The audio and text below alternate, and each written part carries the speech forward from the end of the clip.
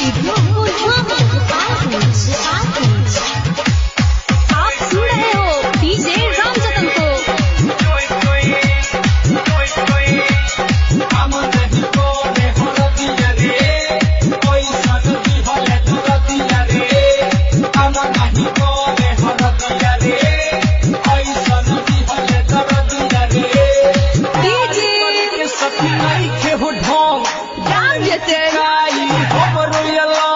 बाबूजी के देहल दहेजुआ पलंग पर चोई चोई ऐसे लड़ेले जैसे कारगिल के जंग पर चोई चोई।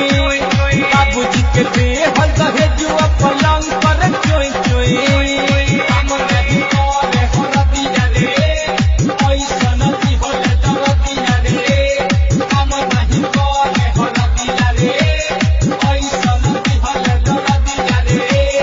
गाना बनाने के लिए संपर्क करें डीजे रामजतन जी, जनकपुर धाम 9815829566।